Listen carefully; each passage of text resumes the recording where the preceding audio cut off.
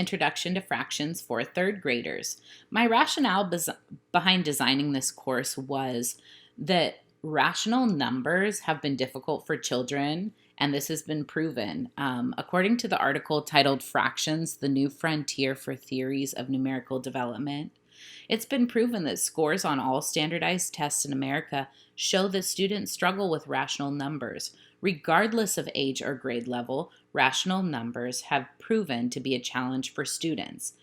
Therefore, I really wanted to design this course to build a strong foundation in rational numbers for our youngest students. Third grade is the year when students are introduced to fractions for the first time, and I wanted them to be able to build that strong foundation for them moving forward. For this course, I designed week 2. And week 2 consists of 2 different lessons. I've already designed week 1, but week 2 includes 2 different lessons that students will be working to master.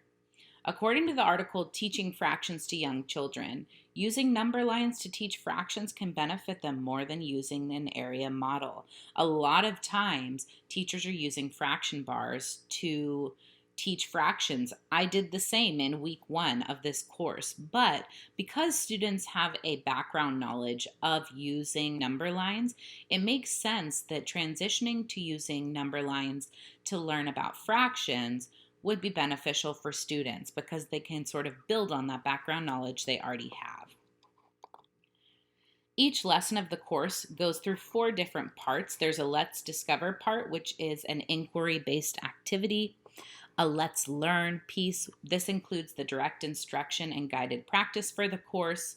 Let's Practice includes the independent practice for students. And then finally, Show Me What You Know includes a formative assessment for students to demonstrate what they've learned throughout the lesson.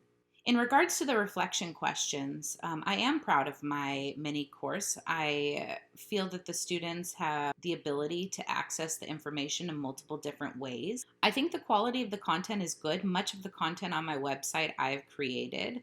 And then the content that I did use or borrow from other educators, I made sure to watch it, go through it, engage with it to make sure that it would be beneficial and helpful to my students' progress. I tried to make the activities engaging, well organized, and well suited for my intended learners. As you can see, my website is extremely structured and consistent. I wanted to make sure that my students, because they are young learners, knew exactly where to go next. They were never going to be lost. If they weren't sure what to do, they always had a clickable link to take them to the next piece.